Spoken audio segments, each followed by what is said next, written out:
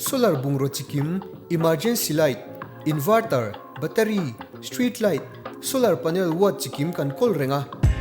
Mizoram avoid khatnan hybrid inverter built-in, battery le inverter inkopsa man tlom takin na leitheta. Aizol pon lama tanga min dortu tetan sumosten na athonin kanda saktheya. AMC area chunga free delivery kang kalpuibok. YK Solar Upper Khatla MG Road.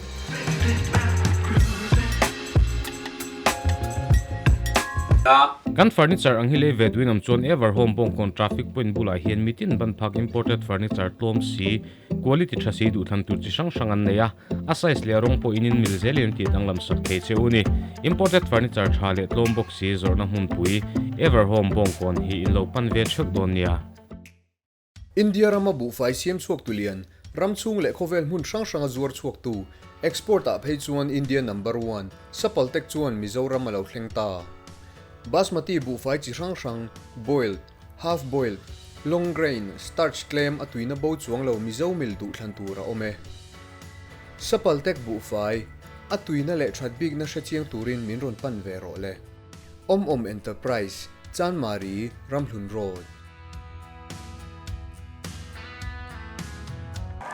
FTH ZIRTAWP ZAN EPISODE-4 FTH ZIRTAWP ZAN khirtu zong te chibai ve kule le zanina in host tour Mahumi thona ina ron phur don nge aron puak chuak don kan lo phir don yo idin jing to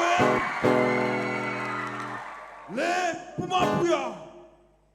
ilo sok mangu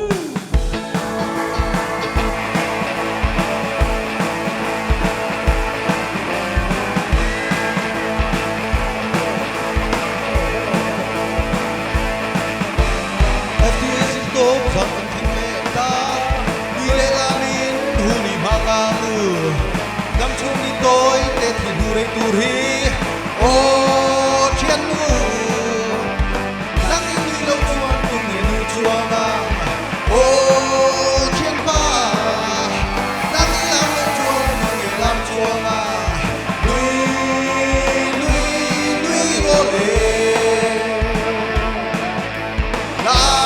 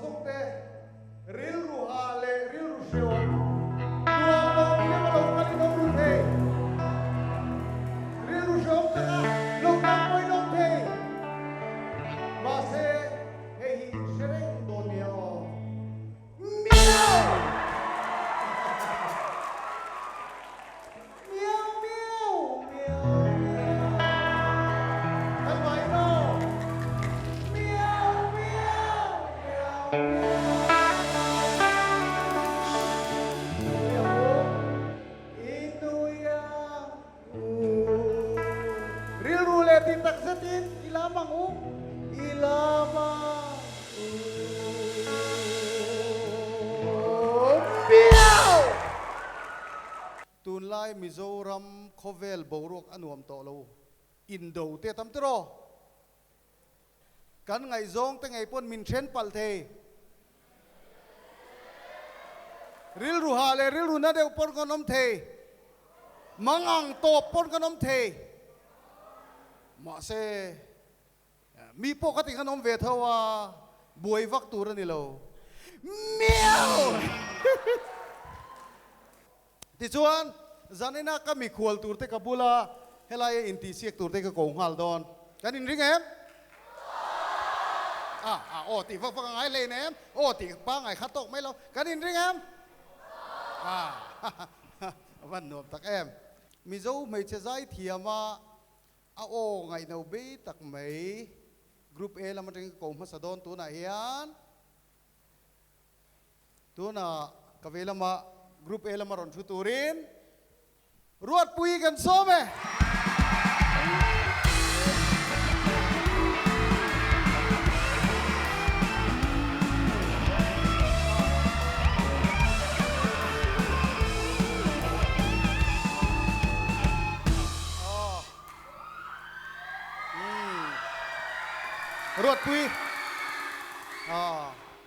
Ruatpui fans te tu na achut pui pa tur kan som vedo na ni tu nge niang otiro tu ber nge niang kan ko vele nga lange ani po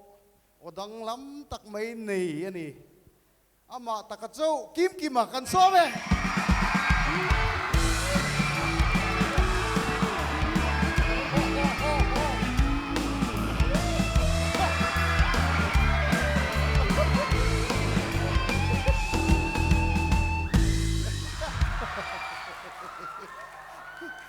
Karina inaron uang tat maya try group B lama tuturin mizo AIDU pakhatna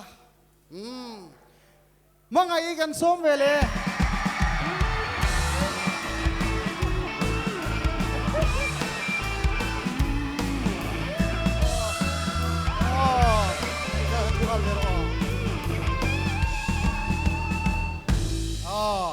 awan no memo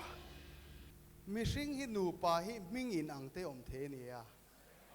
Sian te po mingin ang om the ni ke hitluang ka ne kanupui hitluang I thawani ke po. Chutiang che chuan Hmangaihi ama chawa thuti kan remtilawa. Oh. A thut pui turin a o hi ka ngai thak voi khat ka ngai thak rin sial ka tia tu na ka ko tur hi. Oh. Hmangaihi thut pui turin Hmangaihi kan som vele. Oh.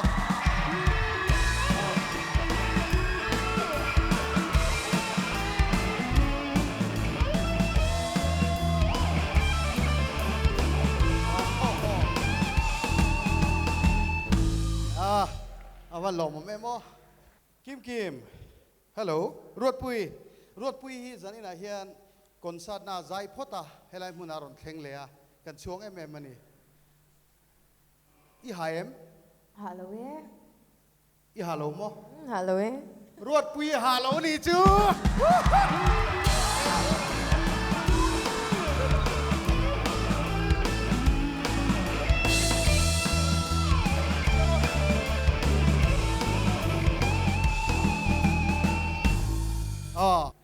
Kimkima nang poi halo tiro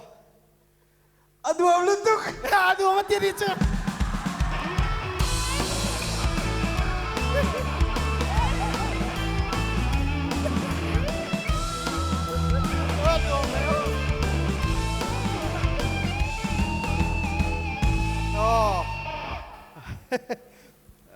Ano ang tiro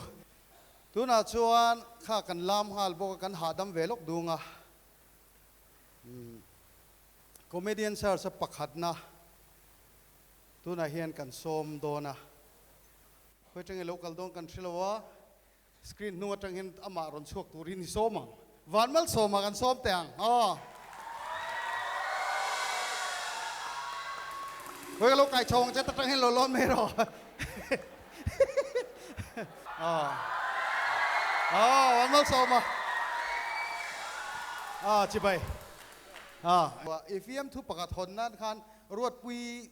thu theng ban na thu chung son han tran ve sim phim te helai thu chung hian ale ama kan penga eta tang hin ron ti chun zom don ya thu chung khan ti phot la ka ngai tha ka cha ngom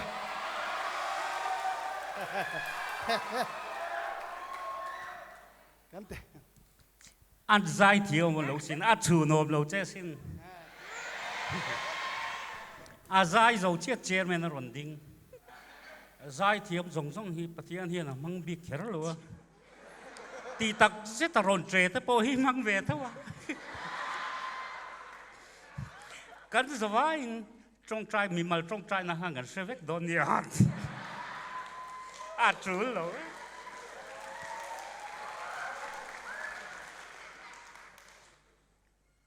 a voi khát in khom na be rual thu pui hong turin an som ve hlau me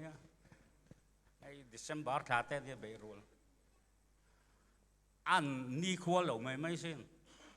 a ding hlua ya bây rùa là hiên cả là tel ngài biết lo á mà ni khi sel lo vàng thế pon yang 1, 2, 3 cái chia ra mà ni rem cha nang in kan ti chou mà ngal mom mấy thằng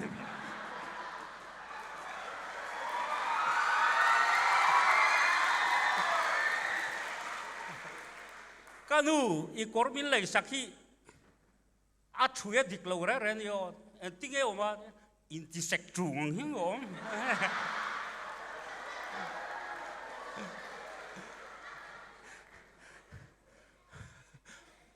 puruat in thlo ma ege na kan thok lo sim sim azot te papa hongai om in thlo doi ka anh vang in một thì chui xe phía vang thì lấy cái thil thì thế vang là cái trong đó nó thì sẽ char tí đến cái đi sầu nuôi đó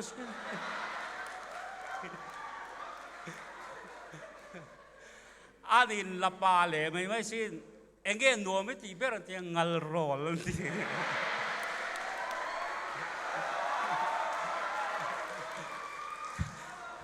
cái chuyện papa hi anh nuôi na hawa apui ya dia apui zu te hi in to su I si sel nan te het a thalo ne te si sel nan ga in le ne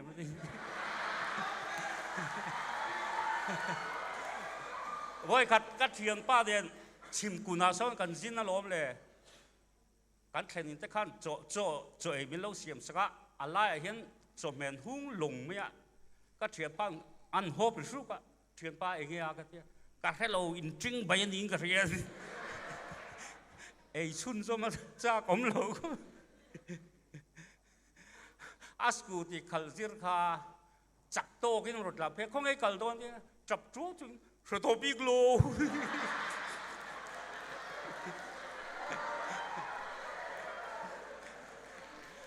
aming pum kha chang lian a nia no pang ho in u chang an tia a then in u chang lian te tia à ấy về lâu thầu tuần ai đồ là khăn cắn chuyện ba po tel về à giải thiểm vắc lâu nè Justin khá lâu khá thiểm thil đăng cái điểm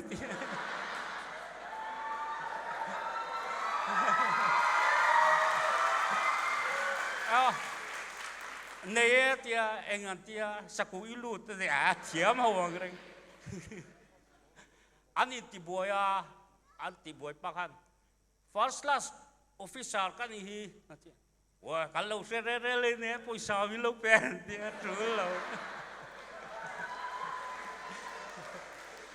afa te ka lo zila afa play role chuak to tran tir pat ni hi lo zila mama inu khong ai thak rui thai thil zu te hi ron ti ve re suo kan pathum kan ti chon hau tak don te me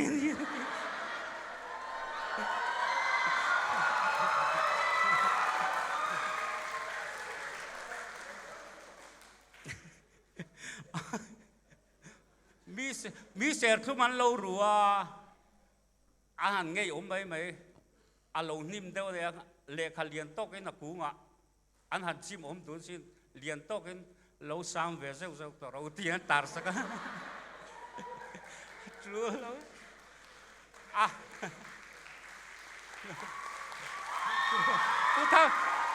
Put thak chua mà hi lo football referee an Sawma football referee an Sawma ani ball ani chu boy lai na lo ham to ra phal kanom re le ngi ham to ra ai dik lo fur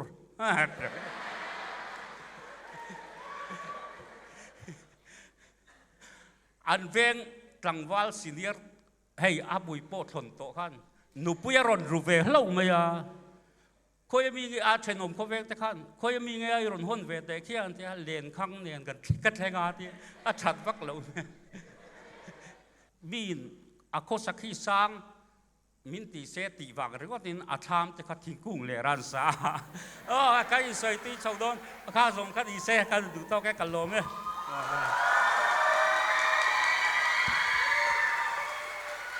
Zanina hian intisiak na nei tur te hi group B lam hi Hmangaihi le Hmangaiha ve an nia le la Ruatpui le Kimkima kan ngai thachak tong amaro chu ti topa in ti siak tir hi tha ka tilowa mi pui te hian zanina hen tu emaw mudu de turin nei karinga kan zai mi an ma ni pani po hi an pali po hian an threlowa tunge niang surprise kan nei don kan surprise don ani ai kon lo ni to mei chia tunge niang ha music kaloin ring sela zorom chani kan some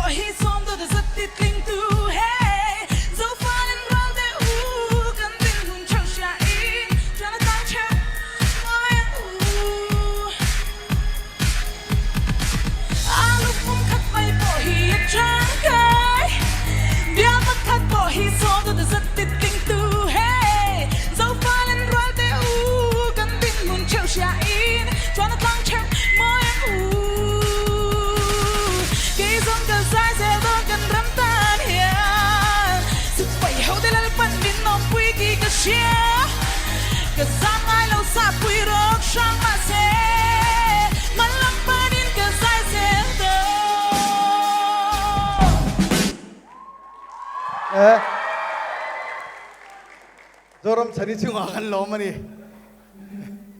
microphone an lakang teu enge in mudan Ruatpui kha boy zoling ka ria ani lo de bi ria mi ang zo ale zorom chanjanina zorom chani zanina FTH ZIRTAWP ZAN min ron man puya vain kan lawm enge nuami tiem FTH ZIRTAWP ZAN hi anuam katia anuam ani nei ka thiam lo ani takchu enge hei kan zai thiam som ti thiam ti zong te nem an zai ngai thatoem ka zirti rang khap khabin an lo zai china an thiam ka tilatuk alo me zorom chani chunga kan lawm ani zanina ahun chep takkara ron kala wangin kan lawm me zorom chani ichunga kan lawm me ke pokalo me hulai thala khu tunge thian Vanmalsawma rong kaltan mai khoi Vanmalsawma photography kai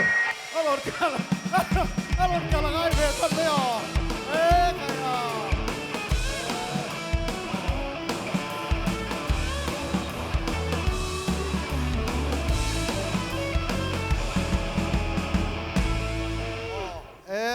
iti ka mu che ka chia che lom hei zai la helai huna min lo som ka lom khop maya ka in fu thim lu du ka min lo thiam lo kula ai ka chen pa zai na helai huna ai min som ka loma ani sang ni le ina sang kha za ko le ti tang income to kan ni ka chen pa kong la ben fu na ya ni hi zai na hian in kan me sak zui do ni poi le ne ma ta hian mu se la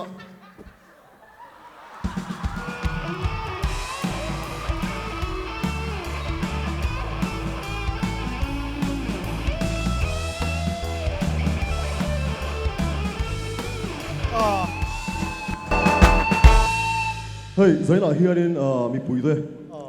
FTH ZIRTAWP ZAN en turin ro kala hei mi sing hian lim hi kan ma mo ni mo hi kan lim kan nui tur ani hei zai na hei kan nau de mangai te bon lo ma kan lom khop ma ya tin hela ma kan nau Kimkima de bon lo le se la kan lom thin pa kan lom i thian te hin tam ma ka thi ka du ai chuan thian hi nga i lom pui i tin ka ti thian ne ya hian thian hi nga ka ti hei tu na poka thian pan ka in sak lai mi ron en sak le do na ho le sak ngai do ani dak chu awan lom em ole Vanmalsawma ka thian pa zanina min ron kalpui thea alwm oma kini hi chu kan in kap na thina na lua lowa kan thian in close em awangin ti hen kan in kap zual ani hi ka thian pa ni thian kan nga ani alwm Anih ka khal. Vlog ka lang ay siya. zanina zoram chani le Vanmalsawma in muthehi lawm tuna in ti siak na kan trananga hun kan lak rei lutuk lo nan kan in ti siak na masaber tur hi enge niang ti khania tuna ilo thir photang enge kan in ti siak don thir lokang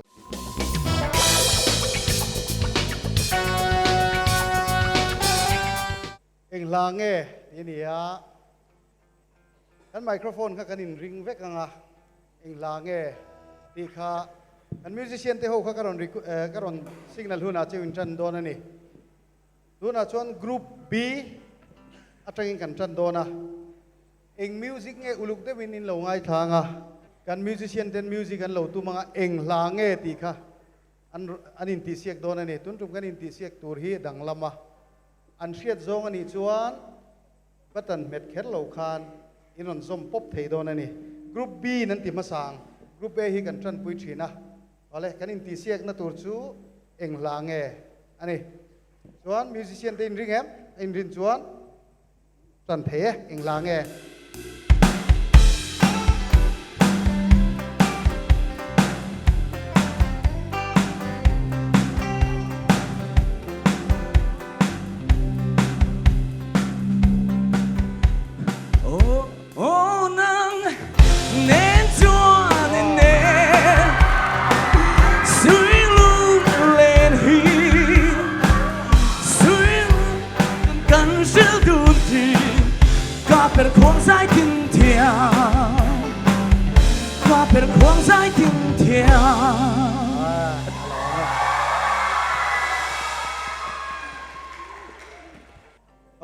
group B te group A te tuna music ring em uluk te min ngai thaila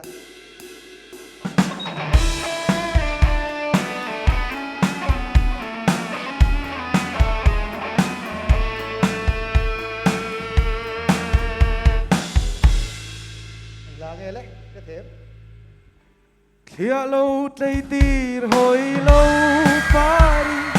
sắc ruộng vàng môi luôn đi sinh nun dia reng hian mo cây rong suy lung mi tung dấu nghề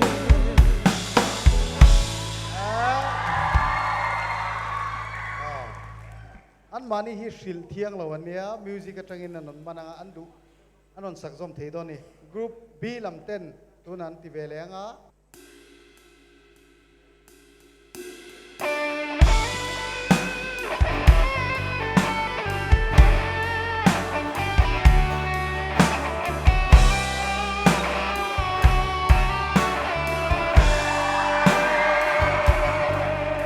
suy lung tin leng zual meng moi an ka darang ton ni herle se chim tui pui ral ka dai thengi at sam reng chin ka thin la ya il rualo yan kanem te han sa teu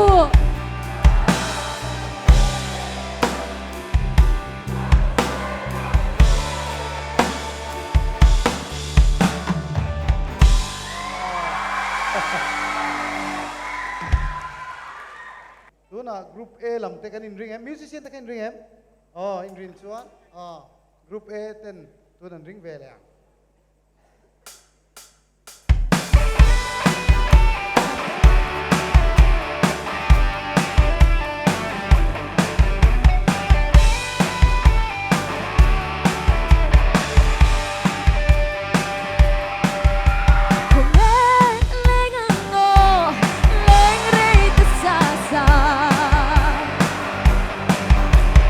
leng se lang go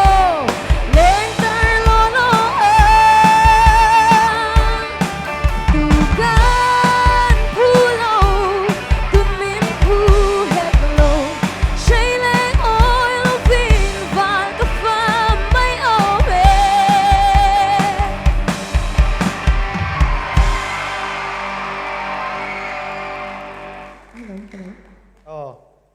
ดูนะเห็น common question กันติดโดนะเสียชูอาเสียอินเหล่าบ้านพรังอ่ะกันมิวสิเชียนเตค่ะกันเอ็นล็อกกันเอ็นเอ็งโมกันโพสล็อกไม่โดนมีบ่อยข้าเกมอาทิตย์เถียงโมลานเชนเอ็มมาเอ็มโอกันติโซกันนี่เห็น ready เอ็มลูกได้วินงานขังเอ็งลางเง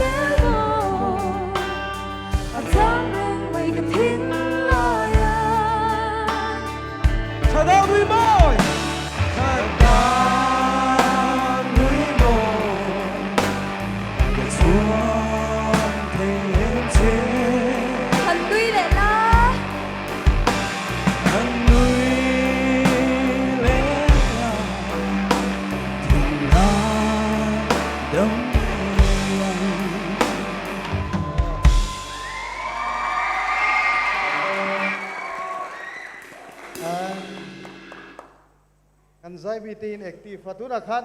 อันพัรรวลติที่มาเสรวดปุยมาเสดินกันเสียบางแห่งอันพัรนุ่งเสตาปุยกันติคบมา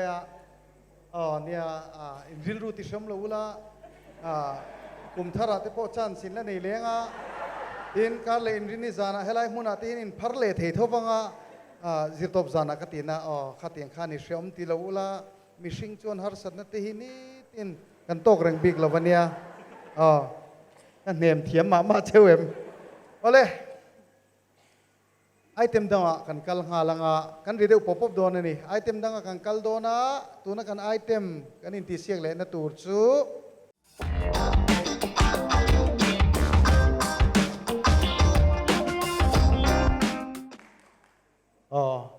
ฮันติเวชินเตทีนี้กรุ๊ปบีจังอินนั่นติมาสังกรุ๊ปบีไม่เชนจันงคอมมอนไอ้หนังเจี๊ยตัวเนี่ยซึ่งมีजोกรุ๊ปเออินนั่นชุนซอมเวลงสเตจมาเฮียนนั่นติดโดนตานี่มังไงรอนชวกล้อเสละรอนชวกตาเสละเฮตาเฮงรอล็อกคงเห็นนะเห็นเดินพัดตาเฮียนอันทิลตีตัวฮีฮันติเวชินเตเฮ้มีแต่ตียงเฮียนอันติเวเทมตีข้าอันเพลย์โซเฮียนเล่อันเพลย์รอเสลูกเดวิน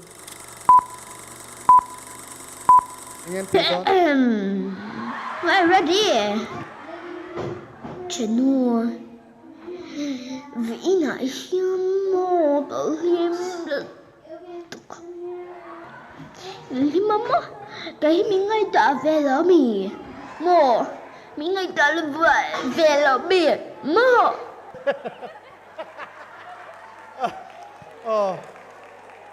Ale ti về chi năng ai thiền đàn đàn anh in hết trong hiện tỷ lệ lúc mấy rồi xe ti về ngay ngay hết bây giờ ruột pin vậy năng ai kherem thiền chân khăn này mày Are you ready?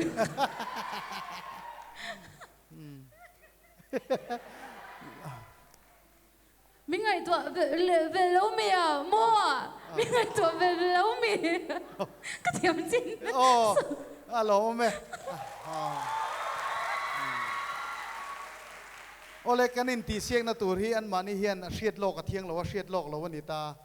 hele Ruatpui kut bengang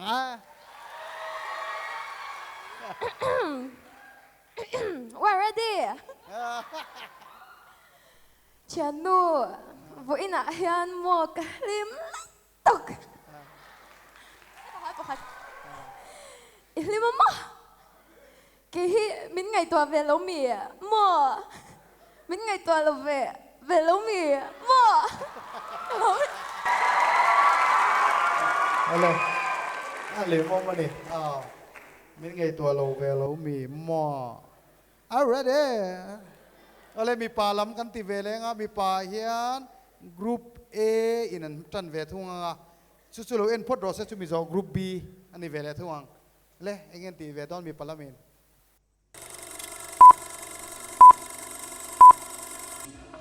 ฉันว่าอินุปกติตัวอิเทปันฉันตลาดนี่เลยเนี่ย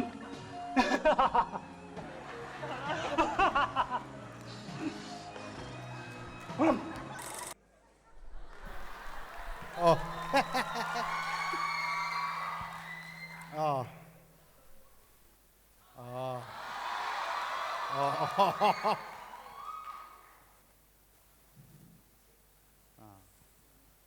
อ๋อที่งี้สคริปต์อังคับขันโอ้ผู้เรโมไอ้อัตลินเล่ไหมอะไรชนะอินุปกติตัวอีเทียนป้าพ่อฉันตลากันอีโตเลยเนี่ย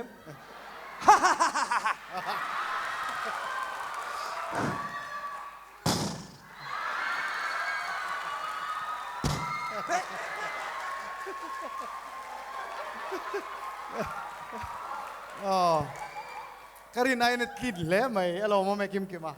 จังบีจังอินมั่งไง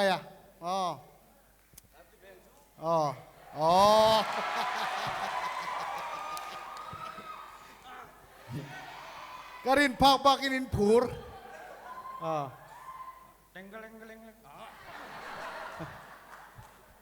ฉันอินุปุยฉันกัดตัวอีเทียนป้าพ่อฉันตลาดกันนี่เลยเนี่ย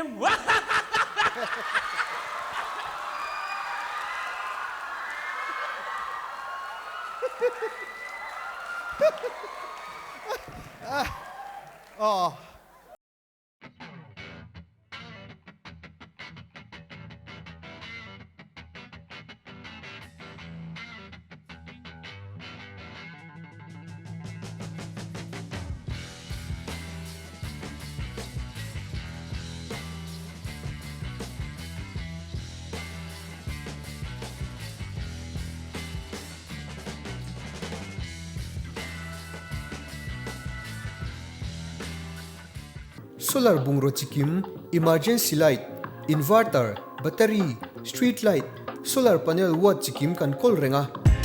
Mizoram avoid khatnan hybrid inverter built-in, battery le inverter inkopsa man tlom takin na leitheta. Aizol pon lama tanga min dortu tetan sumusten na at honing kanda sakthaya. AMC area chunga free delivery kang kalpuibok. YK Solar Upper Khatla MG Road.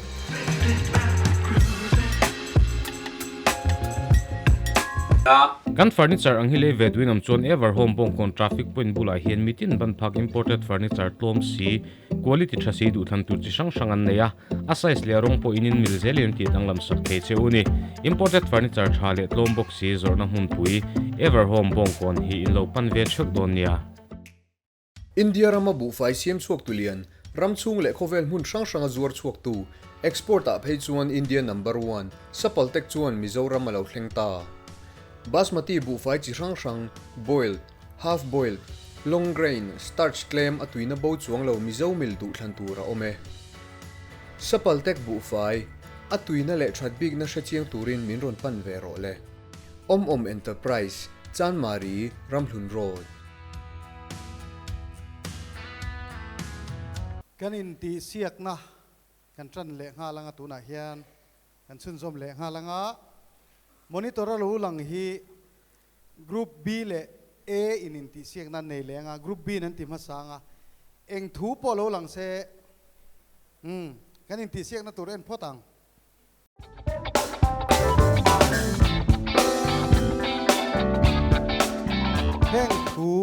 heng thu hi la chanti ro thu kharon omanga chu chu la an chantira an sak chun zom don ani kan musician te khalawin ringanga an sa anga chuan musician te nan zui jok don ani hriat lok thiang lo ani an hrilok lo boka hi inti siak na thilani te ka ding vung in mu thei thowem group B tangin eng thu nge le mangai ti hmangin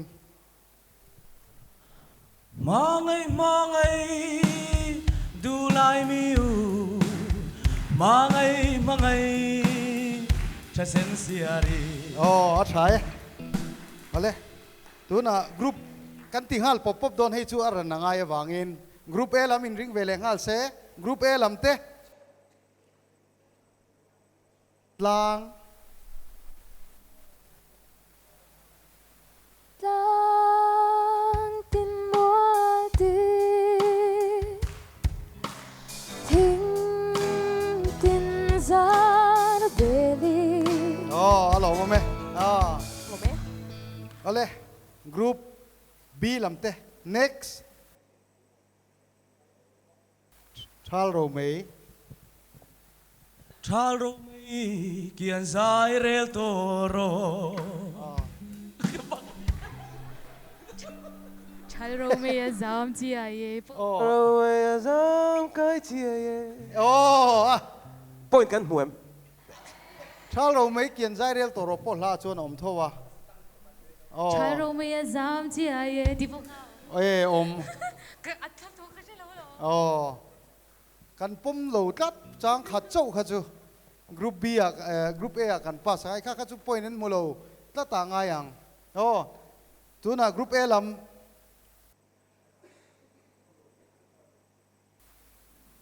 Eng tin mình lâu ngày ang mo lan che ila ka mangai na sira lâu to lul su o ma se mo mình lan dọc mấy ta che ole next group B Suy lung lên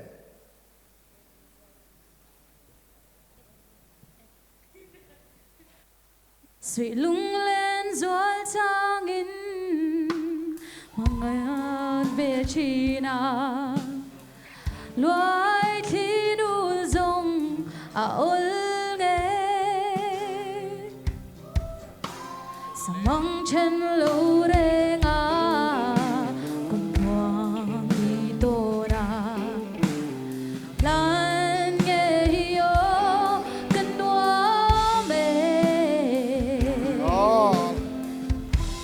Alo mame Group A next I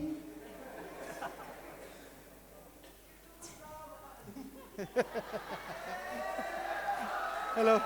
ole 1 2 6 ka chirangai Sara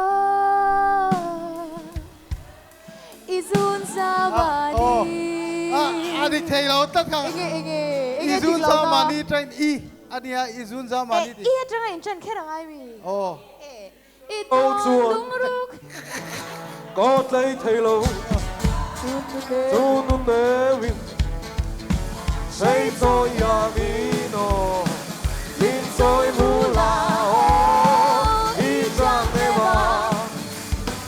đi chuan tu ai sa a kim to kan pom sak mayang kha chu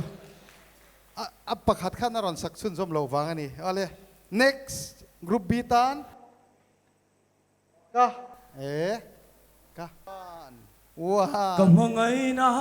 biya Tuhan lantai ila Eng tin min cha ang mo kay tilen mo Oy Hmangaiha kay som karing silo Lentia mahar kati nuy boy mecha Ole next group A lam lung run second group nang va rất nang rel kapur dindo vela o shil kahai alo me aron tiri ka ni next Zaleng. Zaleng hay zong zinga hian.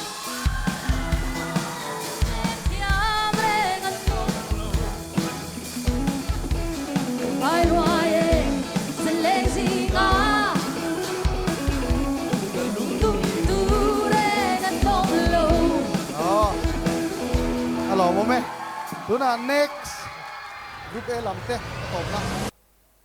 An ka name. One. An ka name. Two. An ka name chu to gro se. Dik. Next salat ava toy big MMV. Ma se sui lung phang bi.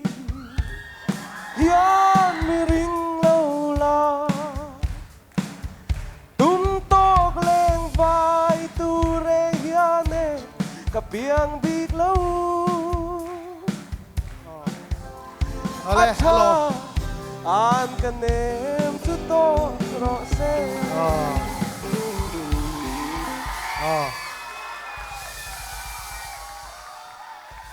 Tu na kanin ti siak le na tur hi kan kal hal popang. Male.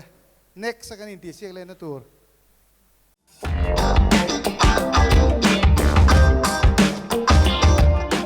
Thil pahnia omani. Pahnia oma thil pahnia omani. Khong ai phangai lo ding lok sala.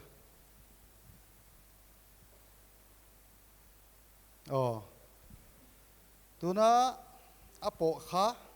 in ngai zong tran tir in mu voi khat na minute ni chungin na ron chang don ni helai hian Ruatpui second nga vel so ve melo pelok them in silruk nan kha emergency ni wangin an plan lockdown in ngai zong tran tir khele in hunin trane ama lawhtlin der to la lawm roi tiksia nia chian nu nena lo soi to ang dau kha ni me inge tu chu sei la ama mo sei mana changhan chelo ti da ri tol thuka ti lo mo me isoi ngai om ka si lo nia ka soi ngam thot lo ni ma se ti mai ang bin du lo ka lau lu thuka khatia ti lo kha ni ril ru tak chu sei la imo ka ril ru tak chu sia la chu mo mak men ti fa ko ta iril ru tak chu sei ro imo ka ril ru hian shem nang ma bak al lang thi lova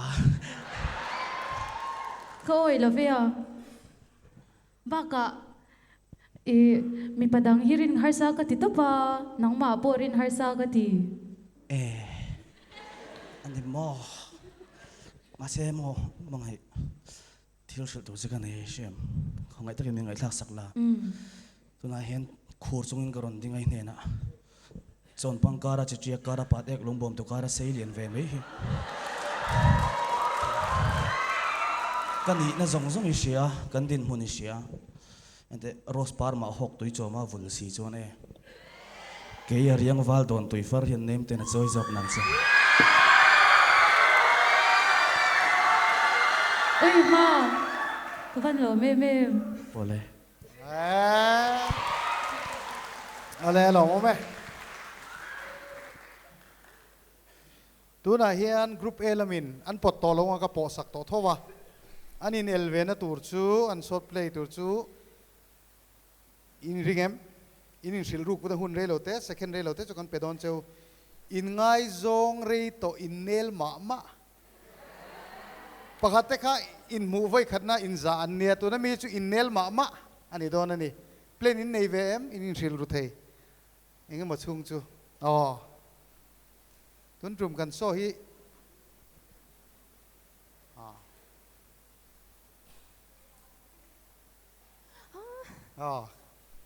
khele mi pui te khang kut beng te ang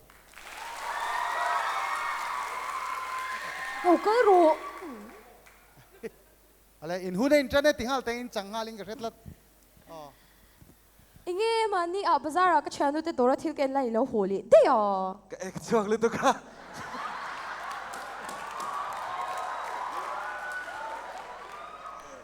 thì vì rất ek cho chinh thế tục suy về mấy đợt chứ chuyện thế gì ngạ cái ek chuak thì kha amoi lo thì khan in ngay bôi mồ lệ thì em cái chuyện đó chuẩn biết ba tên cà phê trắng cẳng tốc ăn cái bôi khuya mà bôi mình xoay về ngay đâu khi mà ni apo ka pate te rồi thế na ka suy chứ ăn sẽ vek rồi chế lệ đai nào tên nàng lâu cái đai nào đủ cái tia lắm rồi chế nào cho cái ấy đủ cái tia lâu hotel Regency à tên mình xoay về la ama pon Regency ka suy chứ ibar pon na salutuk cái bar trốn i ring thầy nena à sim khát tiền khát sấy to lòng hey cái này duy na po đây về to in này tay la anh tiếng nghe cái nhìn này ngay mồ biết điều emaw phê ui mồ phê rồi ek chuak po suy ngâm lâu emaw en lai rồi zoom bun min lấy te hi apia tia cái suk puya davek paisa ka na hilay ni rồi thì lúc tục này giống ngay vì lạc lộ tổ bốc xí cái ui xin lại na ka nau te quay nào hết ta hello ka te lo mẹ lỗ mẹ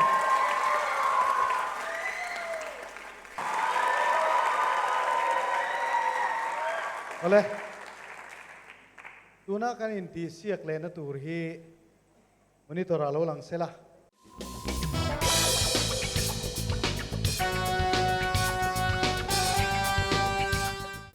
tuna hian ama o angin kan ti chin khania group A lamin button an met don ani kesu ka thu tonga ding chungin an ron ti thei don ani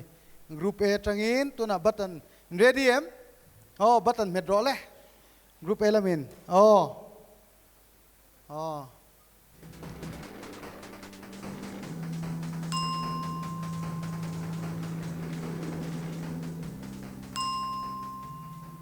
laldu saki Emmanuel thi zama pathian la ni tlat mei laldu saki ngai ni ding chuat he hello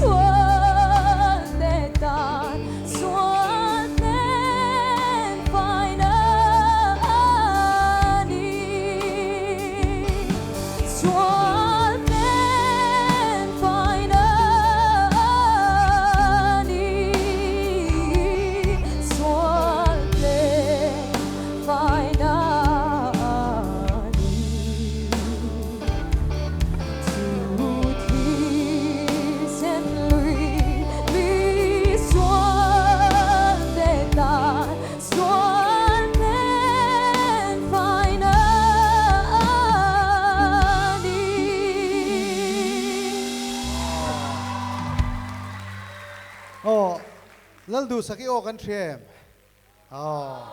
pale kha translate tu kha reverend chua khama ani he la nei tu te he kan so kal tanga soizel hi la phu tu ten lu ema ten kan man tur ho la phu tu te nei tu te hi kan dil in kan thil thede uzel thina chu kan soi ni a phu tu kha chu ka hret chu lo chon sa William Bell ani a mizo tonga letlim tu kha reverend chua khama ni hele group B tangin button khai loin ready sela group B neng langen ti vele don le chelam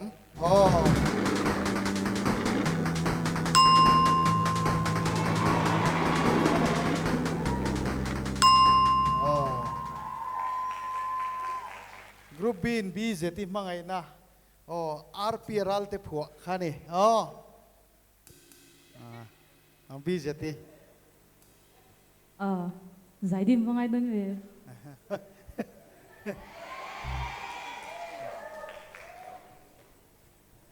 aki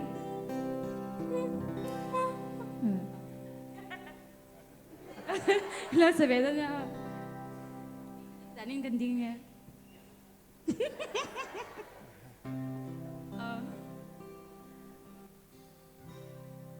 mangai na lia zuang lutin thuk zia kan shimol silo tu nai ro kapil zota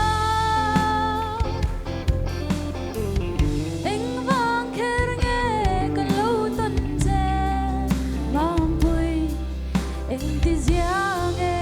lim den kan le lai kha kan vei rol thi lung thia lim min lo ru sak mai le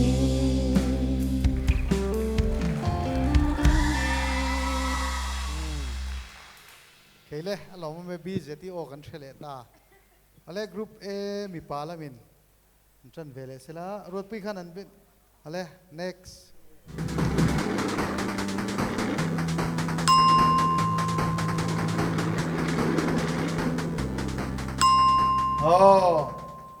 pularam ruata la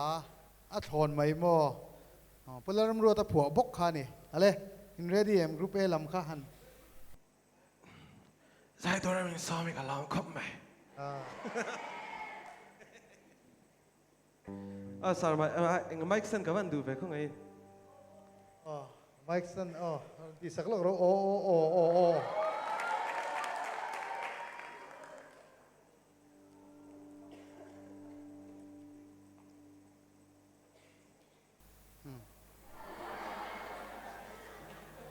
Anh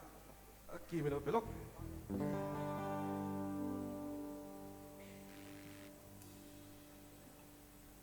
Có trên ita rinom taki hello mamji ba se kari phak lo rek kan vang khopui lamang ilo le dia katan tra na min ten tu mai alo di si katuaran fan pui lo chi tuar sau hian kai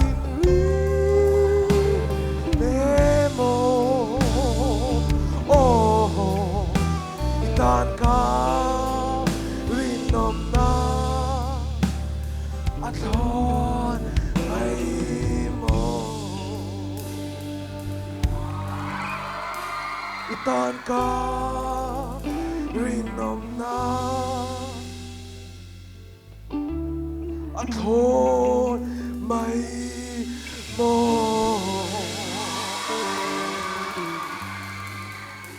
soal setanan kalau ale lom le me purem ruatat o pelama tun ma kan tlangwal chotran tira kan mel tekha kan mutura kangai ke mani lam hoi ni lo chung khan ale group B lamte batan han met vele ta sela mi pachan na ni vele thunga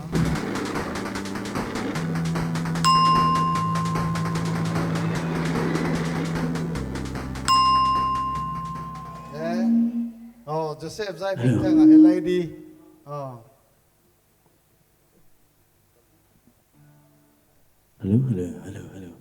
Hello.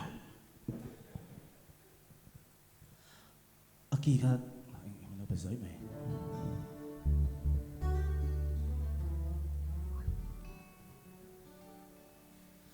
Ang mi le hay song song zin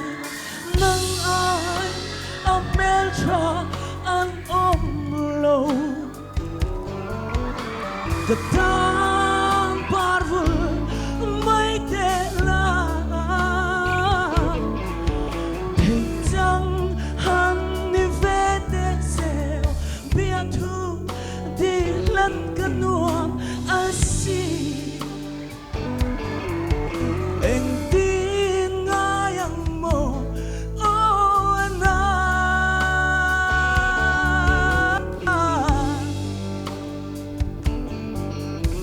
Izun wai chu tuar so hia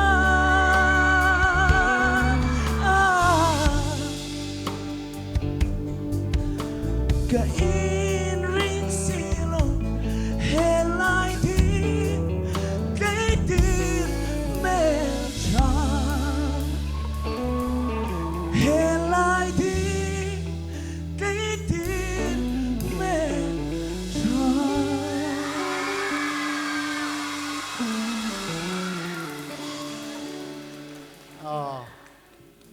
Joseph kan thian pa Joseph zai ming thang fam chang to ao kan thele ning ka ria ro pui khop mai le group ela ma kal liang mi chela minan sak vele to thung tur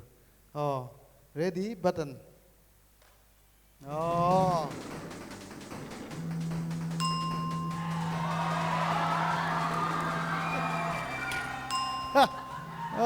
zai hau chum ngil har di masa zai hau chum phua thawani Joseph zai ming thang kha puwal zo te fam phua nia tuna mi hi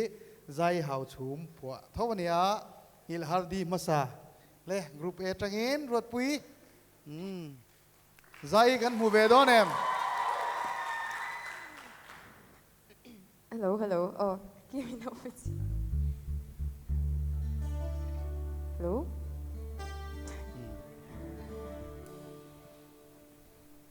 Zai lên tung phong Kalen buhay ka Silong le pura Taroy ka Masa Dân khoa lâu tay Ông khoa Luôn lên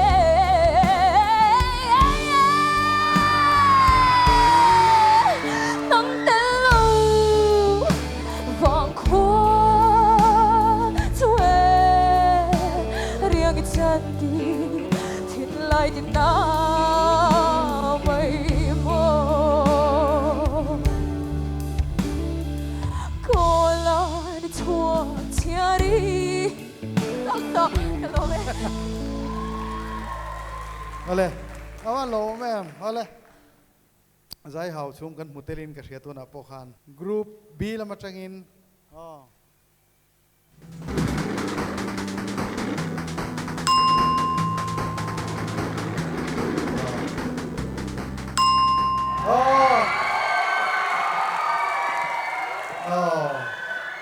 Sali Anna the composer Hmangaiha ani hela phua tui Hmangaiha an ben member thau ka ni Hmangaihi oi aba har don ve kan clear look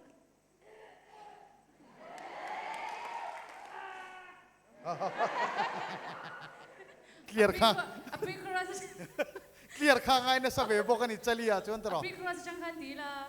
nge kha min phur na mai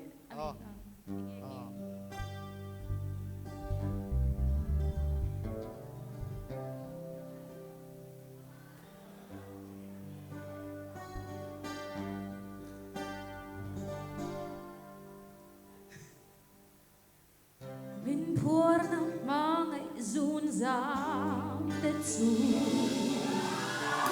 o abanangai chen tur ni ta che ila o katuar ban hui ang at sim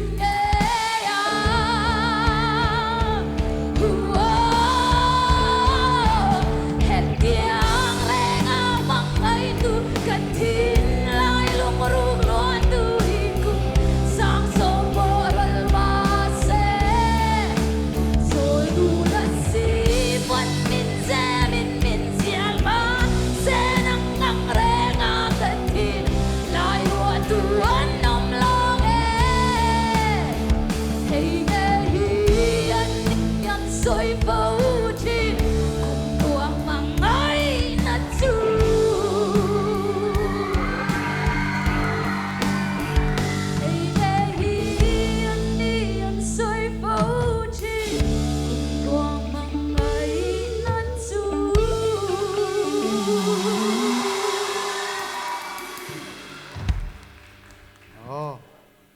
salipo ain dindan zong zong này kan muing ka sia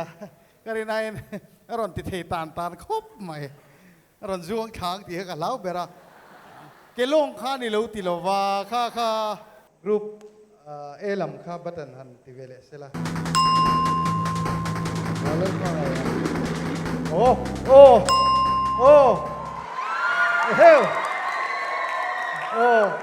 Hmangaiha la kha elam an sadon tan ve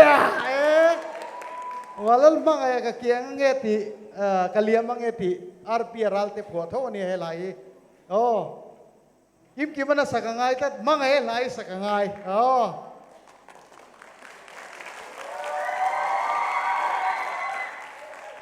check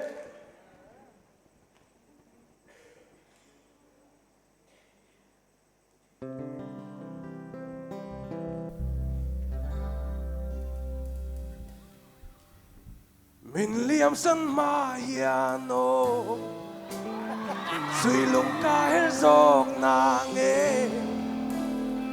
Ithianu par changan kamo Love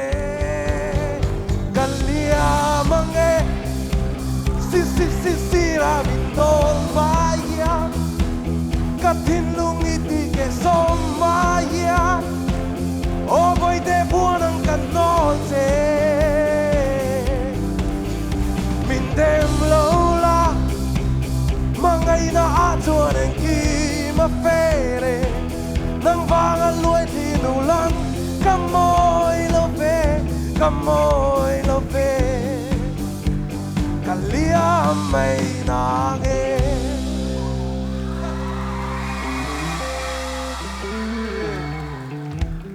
Hmangaiha ka lawm Hmangaiha ni lawm ni chu Hmangaiha la Kimkima na ron sarai mai le hot doning ka hetlat group B lam han ti ve ngal te se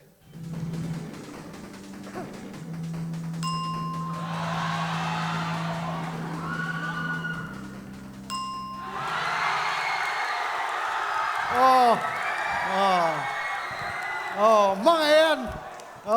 sarai zun sama ti ve ngai Kimkima Mantinge adin dan do kan ti potang aki kami lope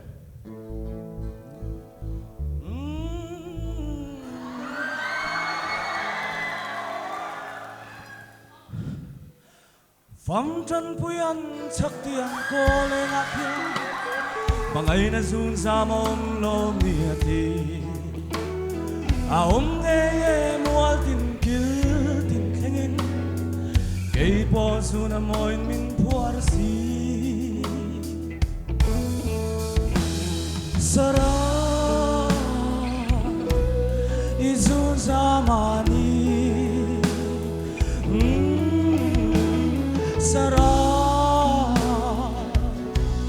izun zamani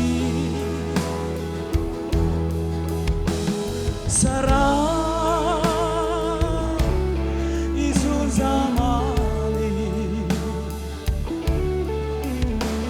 Sara izun zamani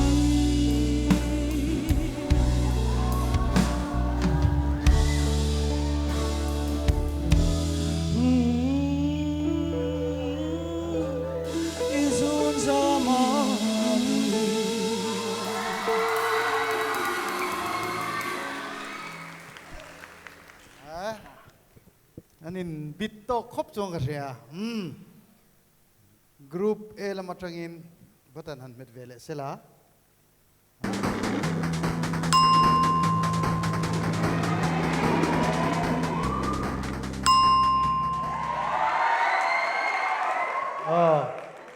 Hmangaiha heta thua Hmangaiha na king bai ti kha Hmangaiha Ruatpui na sadon tlat na mai kan som anh thu cái thiam chang bắc lo mình lâu bùi đậu mấy rồi nung trăng khan aki mình lâu pe rem ve kani mà cái giải đàn gì cho her don đấy mà chân lên thằng nena inbe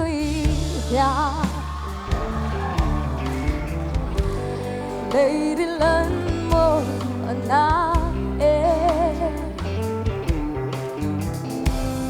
cây đăng bia thu đi la la mình liam sân hi cả lao bê dần tiếng lại không bên ta nghĩ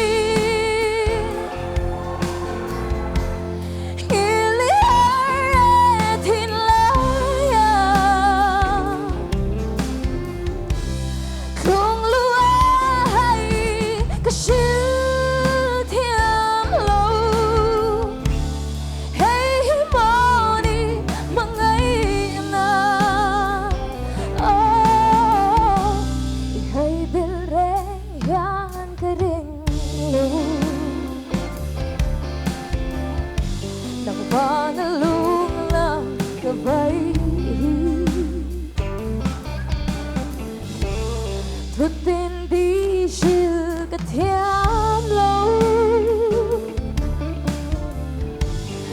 em tin ai thêm một miu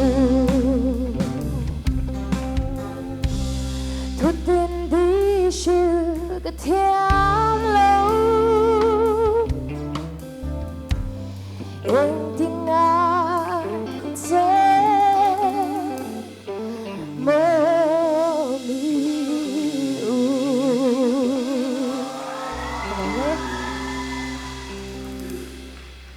Oleh, Hmangaiha moi takaron satu Ruatpui ini ya. Kala ka zodi band mizo rock band masaber te la ania apuat tu hiboral to ani ingkasya. Kan lo soi suat min lo ngai dam sela.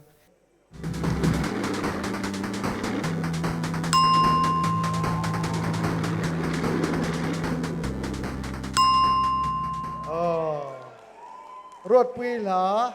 mai tu dik tikania asang apua ni helai tu nampak ngain Ruatpui la lo savela tu ngang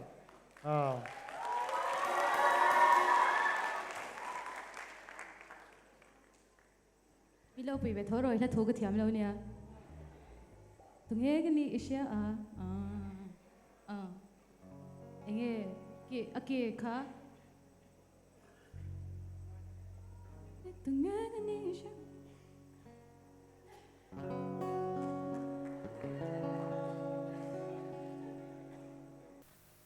tunge gani isya enge gati thaireng I haylo me enge gani isya chuan tur gani lo I haylo me ma senang chuanin min kyan san ngai lo min phat san ngai lo min za pui ngai lo ka tan zo I om reng lung ai ni ja ni lim ni zong pon ma ngai tu bi thui lo ni e hey ang reng a ko ma ngai tu sing min lai tang zinga ya om theng hi mo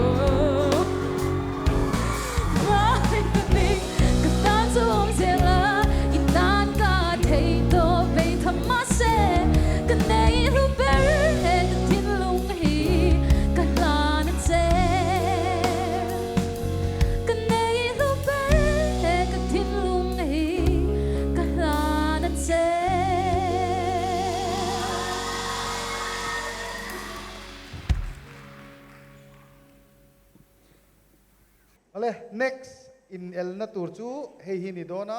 group A nanti masadona ni group A hin tutengen ni het hilhi palia o mga inti siya kanga sumizo chuan result kan puang hal mai dona ni in zona chu hey hini hele en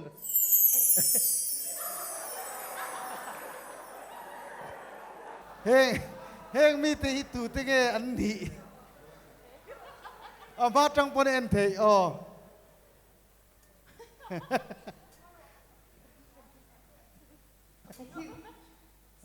Không phải thế ạ lệ eo zaram thani adi ke men chinang pu suai te le zaram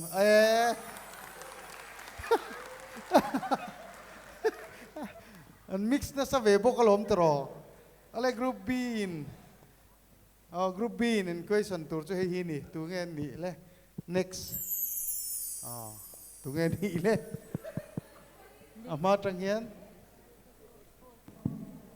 Lil Kiki le CFL ming thanga. Nghe answer le.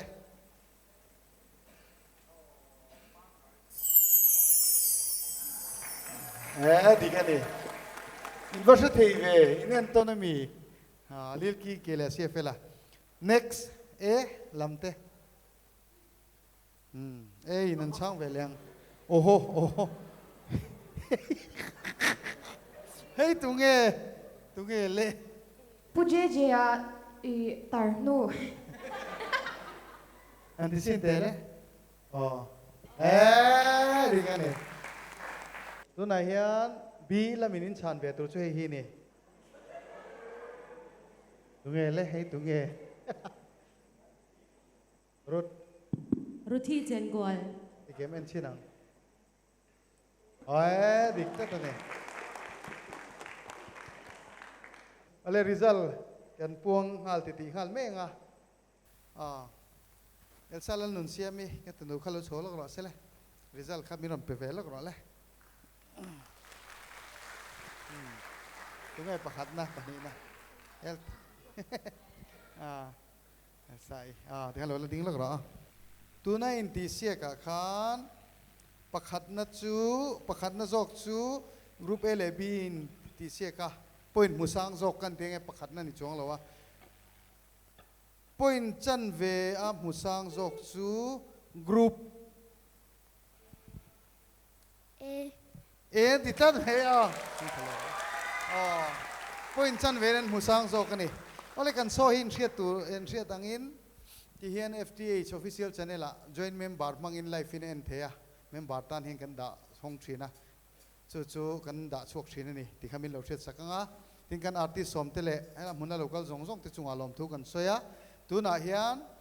khong in pali khan ding na muna khan lo ding lok mai ongor lo thu ri lok nang ni chu nang mi pani hi ding ro le ole tu na hian in ti siak na kan ne ya an lo man lan na hun kan nei don ani tu na hian engen don po kan la shelawa an ni pani hi Ruatpui microphone han la te Kim in panihan sang dun mero zinga kan thowa kan tho ve le hin mai kan phia kan chua do chumi zo enge kan ti kan lewin thiara chumi zo enge kan ti le thin cho kan ei cho kan ei cho hi lu tro cho lu ni chu vain bu fai an dong thon ni an pulu ro le bu fai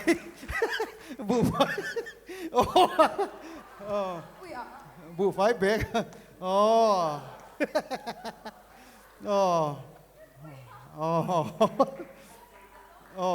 trời lúc thấy bia lậu rịt về Ruatpui chuan là dấu rê xuân lạc ngay đón lậu adulam matanga adulam bu phai an ti bu phai tra kan tiang chi khania OMOM enterprise a hian zun thum ti te kha tiang chi ei turang chi te kha bu phai chi sang omani kha tiang kha le loading velok sela ani po hi cho thawin duin ka shen mel ka en hian ale cho thoron pele ro le cho kha poimo cho abu phai angin zanin an zai hi alo man abu phai angin in la ti kha se ro poisa kan pek tur chu kan nei lo abu phai angin in la bu phai bek nen ale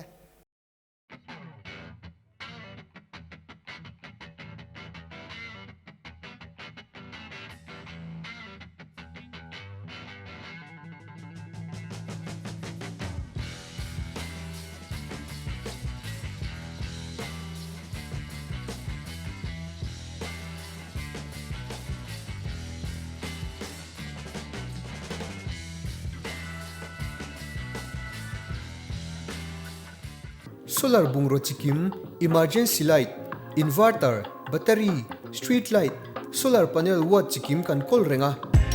Mizoram avoid khatnan hybrid inverter built-in battery le inverter inkop sa man tlom takin na lei theita aizol pon lama tanga min dor tu te tan sumostena athlonin kanda sak theya AMC area chunga free delivery kang kalpui bok YK Solar Upper Khatla MG Road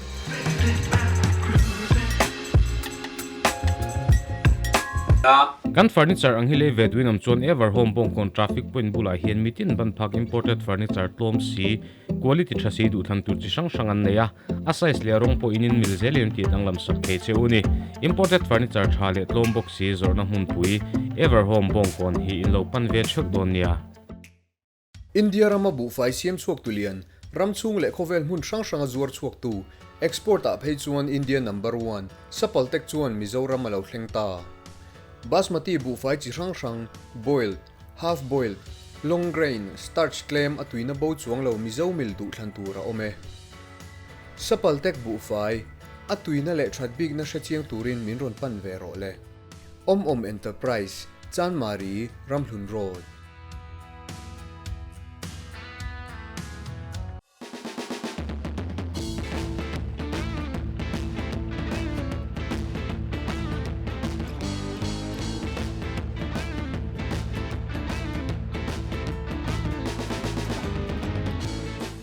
Kaliya mga tika,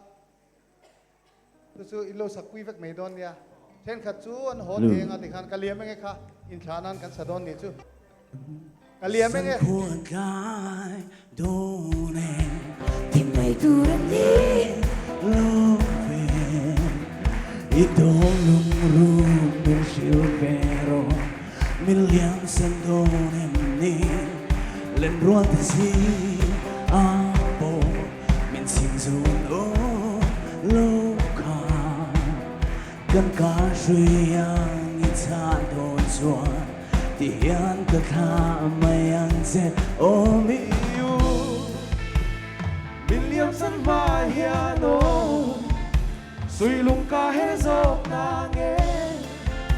À thế thế kami làm quê đâu ô Đi la Kaliya mange Sisira indol maya Katilung iti kay som maya O boy te puan kanon se Miteng lola Hmangaiha chuan ang kimufere Nung vangan loy kinulan Kamoy love Kaliya may nangin Kaliya bithliah ko. Hindi nga 1 2 3. Kaliya mange Sisira indol maya Katilung iti kay som maya O boy te puan kanon se Mintem lola Hmangaiha chuan ang kimufere Nung vangan loy kinulan Kamoy love Kaliya may nangin Hello me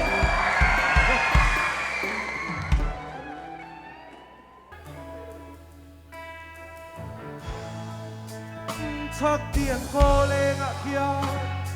Mà ngay ta run ra mà ôm lôm đi đi Ôm nghe ye mua tin kia tin thanh in Cây bộ dù na môi min buồn si Sada Izun sa mani Sada Izun sa mani Sada Izun sa mani Sada Izun sa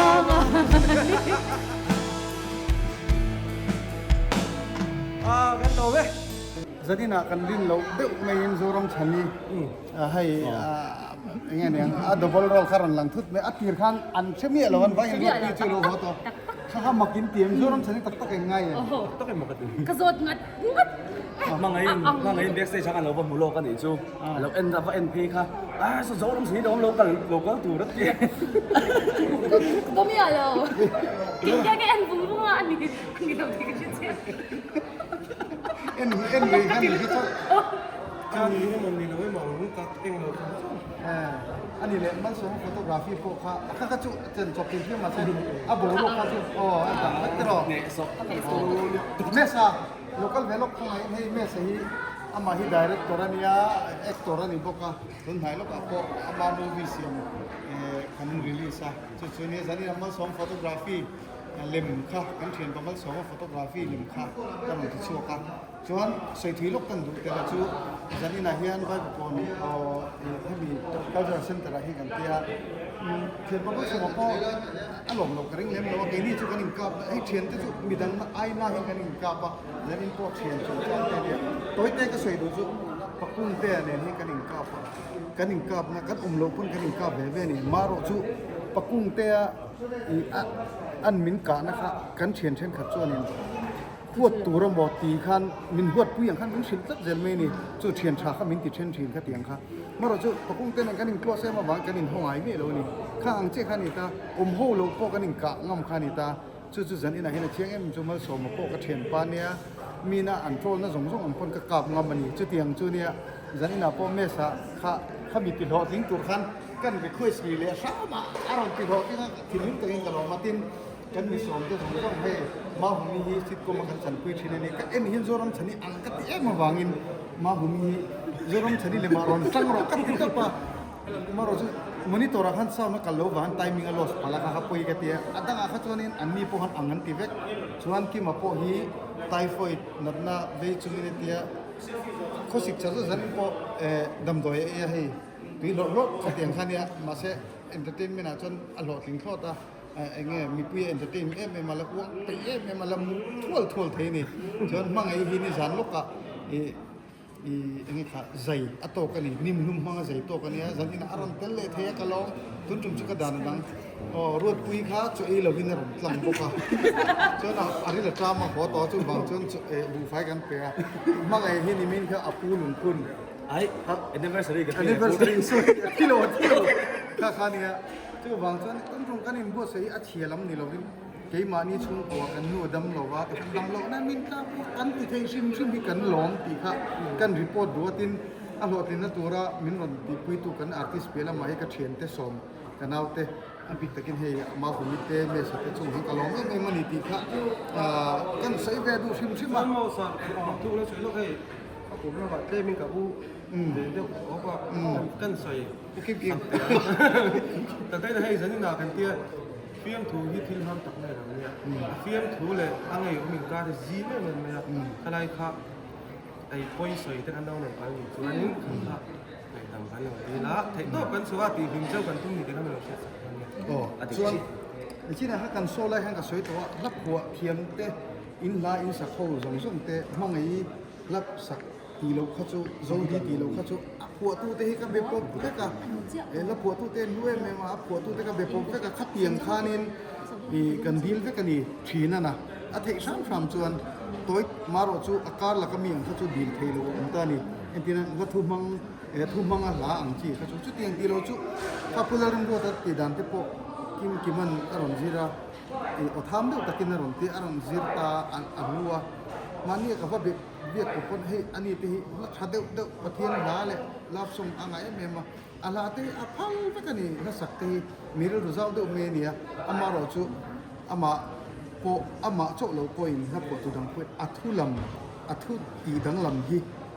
อันอุยเวทีนั่นนี่อัทุตีดังลำขันอุยจูเวนอัทุดิตักขันอันนี้เพจดีลเพจชนอัทุดิตักเนี่ยนะไปทับจุดดีลเขาปะปัจเจงวงจูเนี่ยอันนาที่สลาร์เล็กเซนติไม่โจกันนี่จุดที่จุดนี้กันหันเบ็ดปะอามาโจโลโกให้วันโจเตะปะโบรัลตัวตาปะวันโจเตะปะอันนาวเตะกันเบียดกันอาร์พีรัลเตะอาลาปดีกันมั่งนี่ไม่เราพูดไปสรุปเดียข้าเอ็นี่จนอัฟฟูลิงก็วอร์โลไม่ละแล้วผัวตัวเตะกันสานาคันกันตีหลังชีนั่นนี่จวนกิมมันรอนเวียนทองจุงจ้าหันกันสวยเดือดชุดคุยกันสวยกันริ้งโลกันเตียงมีเจ้าให้กันริ้งรู้เจ้าไม่มาให้ ปีนี้แต่พวกนี้จู่ก็สวยอย่างเดียวกันอมโลว่ากันเห็นโจลแต่กันอินสวยสักแต่กิมมาตีดันโอเนมได้ว่ารอนซิร์แต่ข้างแต่กิมมันเราหลงเอ็มมามังไงตีนั้นรอนซิร์เราหลงเอ็มขัดเตียงรักข้าฮิลกัลดานนี่ดีก็เสียวละที่กันจันไม่โจรมชันนี่กับว่าอัคลาคีกับว่าทนรัวเชียนเลยเห็นโจรมชันนี่เดียร์นั่นลิตตัวนี่ก็น่ะโซดังกันละบุเลียงลูกอะไรเขาก็มอดังนั้นจู่กันนี่บัวใส่นะถ้าตั้งกันดีเทกันล้อมชิมกระทงตัวนี้จู่ให้ดำลงนะครับกันตีเทโลกันรินต่อหัวกันตีเทเฮโลเนี่ยมาจู่กันใส่แบบชิมมันนี่จู่